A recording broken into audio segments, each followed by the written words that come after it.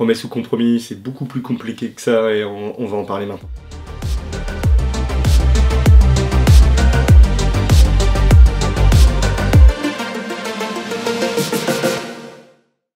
Les promesses de vente ou d'achat. Déjà, il y a deux types de promesses. La promesse de vente, c'est que, par exemple, si je signe une promesse de vente avec toi, c'est-à-dire que toi tu achètes et moi je te vends, je te promets de vendre. Okay, c'est le grand principe. C'est pour ça que ça s'appelle comme ça, c'est pas plus compliqué. Ça veut dire quoi? Ça veut dire que je m'engage à te vendre suivant toutes les conditions qu'on a mis ensemble. Okay, donc ils vont être des conditions suspensives. Et du coup, si tu lèves ces conditions suspensives, je suis obligé de te vendre. Conditions suspensives, prix, délai, donc prix et financement peut-être, conditions d'urbanisme, toutes les conditions qu'on a mis, mais tout ça dans un délai. C'est-à-dire que du coup, moi, je ne peux plus me rétracter. Par contre, toi, si tu décides de dire je me recule, bah écoute, il y a un pourcentage qui est noté au sein du compromis, de la promesse, pardon, justement, que tu vas être obligé de me donner pour avoir immobilisé le bien pendant cette période. Ok? Alors qu'est-ce que ça veut dire?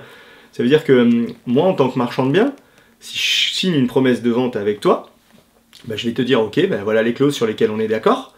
Par contre, je veux dire, si tu lèves ces clauses, dans un délai imparti, ok, par exemple un mois et demi, du coup, j'invite à toujours réduire le délai des clauses suspensives, hein, parce que toi, en tant que marchand, bah, tu as envie que ça aille vite, et tu veux vite t'assurer que ça va aller au bout. Ok, donc les délais des conditions suspensives peuvent être réduits. Et puis ensuite, si la personne veut un délai plus long, pour tout un tas de choses, parce qu'elle souhaite par exemple pré-commercialiser et tout, c'est ok, tu vois. Par contre, tu lui laisses un délai qui, toi, marche par rapport à ton bilan, tes fonds que tu dois récupérer en trésorerie, etc. Par contre, à ce moment-là, eh bien, si la personne, imagine, elle veut pas signer, eh bien, elle a cette clause de dédit qui sera négociable, par exemple, de 10%, et elle te devra ces fameux 10%. Ok, c'est-à-dire que toi, par exemple, tu décides de plus acheter un bien à 1 million, bah, tu me dois 100 000 euros.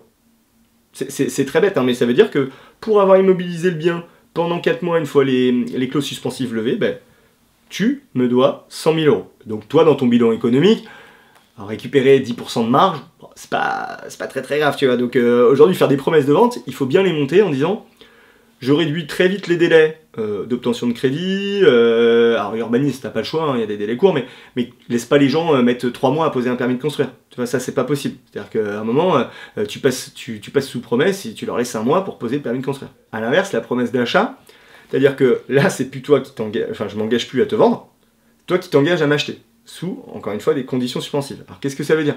C'est-à-dire que je peux signer une promesse d'achat avec toi, à 150 000 euros, avec toutes les conditions que tu souhaites. Par contre, moi j'ai toujours le droit de continuer d'essayer de vendre. C'est-à-dire que pendant cette période, je peux dire, j'ai fait une promesse d'achat avec toi, et ensuite je vais faire une autre promesse avec quelqu'un à 180 000. Je fais 150 avec toi, 180 000 avec l'autre. Alors je t'avoue que les notaires n'aiment pas. Pourquoi? Parce que bah, c'est du travail souvent pour rien, enfin pas souvent, mais que ça peut tomber, et les banques non plus n'aiment pas. Pourquoi? Parce que, bah, déjà c'est pas dans les codes, hein, c'est pas habituel, et du coup la banque elle va te dire, ouais, donc je travaille, je t'établis une offre, puis je suis même pas sûr que ton vendeur le fasse. Alors qu'est-ce qui se passe souvent, hein, le petit tip, c'est une fois que ton client a l'accord de la banque, et bien en fait tu lui fais un avenant où tu rends cette promesse synalagmatique, du coup comme un compromis en fait, et du coup comme ça la banque continue à travailler. Ok, mais ça veut dire que de base, toi, il peut avoir son offre, il peut avoir le prêt et tout, et tu peux lui dire non je te vends pas, j'ai trouvé quelqu'un de plus cher. Donc c'est génial quand tu es marchand, parce que ça te permet de continuer à commercialiser, à essayer de vendre plus cher.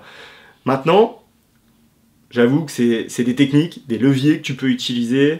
Les notaires n'aiment pas, les vendeurs n'aiment pas, les clients n'aiment pas, pardon, les banquiers n'aiment pas. Donc tu peux le mettre en place. Moi ça m'est arrivé plusieurs fois, notamment en fait avec quelqu'un qui était sûr d'avoir son financement. On était d'accord sur le prix. Je lui ai dit écoute, moi je suis ok avec toi pour te laisser du temps, par contre je connais les délais bancaires en ce moment. Donc je te laisse 1 mois, on se met sous promesse d'achat pendant 1 mois, enfin 1 mois pour, voilà, là t'as ma parole que je commercialise pas. Par contre au bout de ce mois-là, si t'as pas l'accord, je remets en vente. Ok, et je remets en vente à un prix plus élevé, parce qu'en fait je lui achetais aussi un bien à un côté, alors tu vois, il y avait d'autres trucs. Mais le deal c'était, bah du coup pendant 1 mois t'as le droit à ce prix-là, et moi je savais que je pouvais vendre plus cher.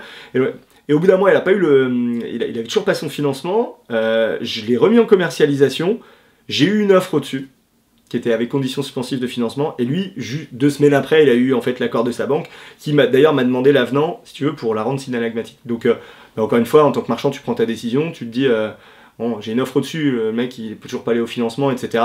On en a parlé dans plein de vidéos, le nerf de la guerre, c'est les fonds propres, la trésorerie. T'es mieux de reprendre l'argent tout de suite, parce que là, le temps de repasser sous promesse d'achat, d'aller au financement, j'étais parti pour 4 mois, tandis que là, la personne, elle avait l'accord de la banque, sous 2 mois, on signait, et c'était ok, si tu veux. Ce qui est important en tant que marchand, c'est de faire tourner ses fonds propres, donc il y a un moment, il faut aller vite. Si tu récupères l'argent, c'est de l'apport pour aller faire autre chose. Donc, encore une fois, t'es entrepreneur, est-ce que t'as beaucoup d'affaires sous offre d'achat qui vont arriver, ou t'as absolument rien, en ce moment tu détectes rien, mais prends ton temps, ils vont plus cher. Demain, tu as besoin de plus de fonds propres, et n'hésite pas à faire... voilà. D'ailleurs, pareil, je suis un peu du cadre, mais souvent, vous allez avoir des marchands qui vont vous faire un prix, mais tu te dis, merde, ils vont en dessous du prix du marché.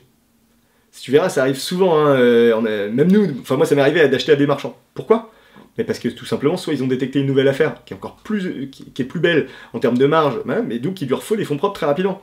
Donc ils vont te dire, ok, je te fais un prix, mais il faut impérativement que tu signes sans condition suspensive de financement. Parce que eux, c'est leur deal, on fait une promesse court terme, ou... alors, et c'est là où arrive le débat avec le compromis. Parce que du coup, une promesse, voilà, tu t'engages à vendre, mais par exemple, tu fais une promesse de vente alors que toi, t'étais pressé, puis la personne, elle veut pas, puis elle te file que 10%. Parce que toi, t'as peut-être besoin de plus de marge pour y aller, donc t'as pas trop le choix, donc tu pourrais dire, je passe sous compromis. Compromis, c'est quoi? Ça veut dire que la vente, elle est synalagmatique, c'est-à-dire que la vente est dite parfaite. Au moment du compromis, donc on est d'accord, toi et moi, pour aller au bout. Okay, c'est-à-dire que, quoi qu'il arrive, on ira au bout de cette vente. Ça veut dire qu'il y a des clauses suspensives, qui peuvent être des clauses de financement, et dans ces clauses de financement, il y a des délais, où moi je dois te relancer pour que tu le fasses, etc. Alors ça veut dire quoi? C'est un peu beaucoup plus complexe hein, que la promesse. C'est-à-dire que il y a un moment, je suis obligé de te vendre, et tu es obligé de m'acheter. Donc soit tu arrives à avoir tes refus dans le délai imparti, etc., et du coup, ta condition suspensive, elle est caduque, et on passe à autre chose. Ok, donc la promesse est cassée. Soit à un moment, tu n'as pas tes refus. Imagine, hein, tu n'as pas tes refus de bancaire, donc ça peut être intéressant en tant que marchand. Qu'est-ce que ça veut dire? Ça veut dire que tu n'as pas tes refus, je peux non pas te forcer à me filer 10%, c'est pas le but, c'est je te force à acheter. Mais vraiment, que tu es obligé de vendre ce que tu as pour acheter le bien en propriété au prix qui a été donné. Donc la nuance, elle est bien, parce que du coup ça engage l'un et l'autre. Par contre, ça veut dire que tu peux rentrer en procédure pendant très longtemps. Et garder les biens pendant 6 mois, 1 an, le temps de mettre la personne, alors ça m'est jamais arrivé, je sais même pas si c'est quel tribunal qui est compétent pour gérer ça, mais en fait, du coup, t'es parti, tu mets un avocat sur le coup, et puis ton notaire, et c'est parti pendant très longtemps. C'est pour ça que les compromis, en tant que marchand, c'est bien, si tu souhaites te sécuriser, voilà, mais il faut pas être au début, avoir besoin de trésorerie, etc. Tu vois ce que je veux dire? Par exemple, imagine un super... l'affaire du siècle. Tu fais un achat très bas, tu trouves un mec qui t'achète pile ton prix haut de marché, et t'as pas besoin de trésorerie. Tu te dis, je m'en fous, même si je la vends dans 6 mois, dans 1 an, dans 2 ans, je m'en fous. Et ouais, tu peux passer ce compromis. Parce que le mec, il pourra plus reculer, il est obligé de t'acheter. Tu vois, t'as fait ta super affaire, et c'est ok avec ça, tu vois. Par contre, t'as exactement la même chose, t'as une super affaire, par contre, tu sais que dans 6 mois, quoi qu'il arrive, t'as besoin des fonds. Il faut peut-être se dire, je me mets sur une promesse de vente très très courte, je le force, et au moins si lui il bug, je me remets sous promesse très rapidement avec quelqu'un d'autre. Tu vois, ça te permet d'avoir un levier différent.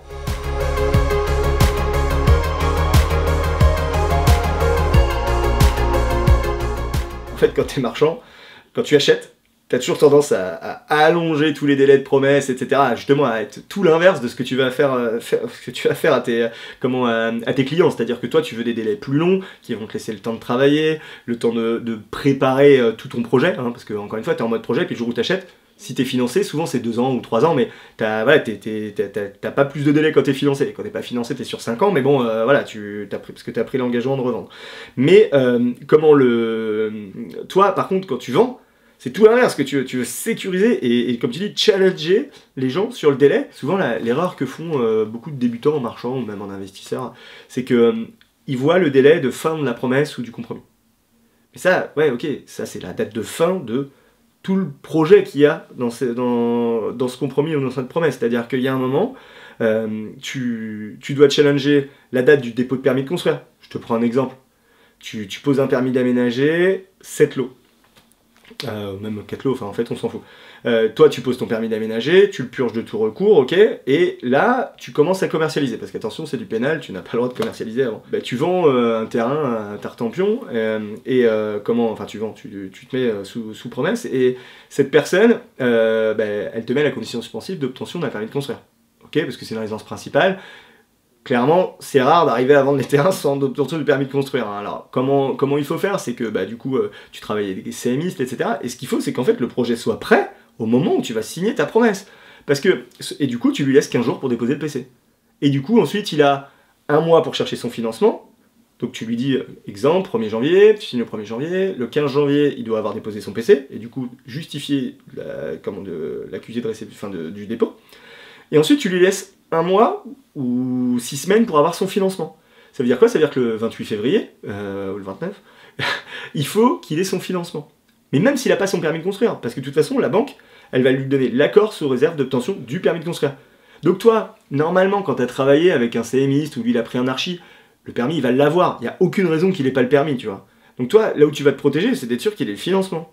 Parce que s'il a le financement, après le permis, au pire, tu vas l'aider, tu vois, tu vas dire, non mais attends, ça va pas, toi t'es obligé de l'avoir, t'es obligé de respecter les règles d'urbanisme. Donc, hormis un maire qui fait n'importe quoi, mais dans tous les cas, dans ton permis, t'as mis un cahier des charges, etc., qui respecte, enfin ça a été accordé, il n'y a aucune raison en fait que ça marche pas. Donc en fait, pour tout ça, pour dire quoi? Pour dire qu'il faut challenger les gens sur des délais intermédiaires, et pas à la date de fin. Parce que toi, ce qui compte, c'est que tu sois sûr que ça aille au bout. Donc en fait, quand t'as levé les conditions d'urbanisme et de financement, tu sais que ça va au bout. Tu vois, après, t'es sécurisé, t'as ta courbe de trésorerie, même si t'avais besoin d'un peu de fric.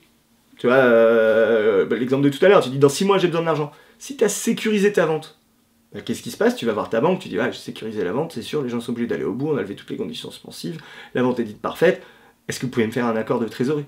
Tu vois, il y a toujours, encore une fois, il y a des solutions à tout ça.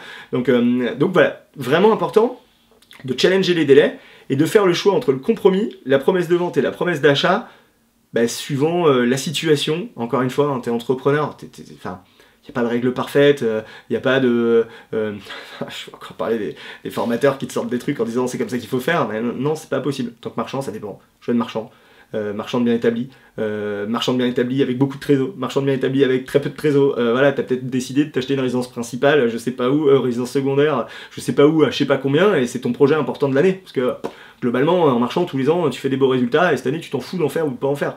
Tu vois, et par contre, ce qui est important, c'est ta trésor que tu vas injecter là-dedans, et du coup, tes opérations, bah, elles ont besoin de se finir.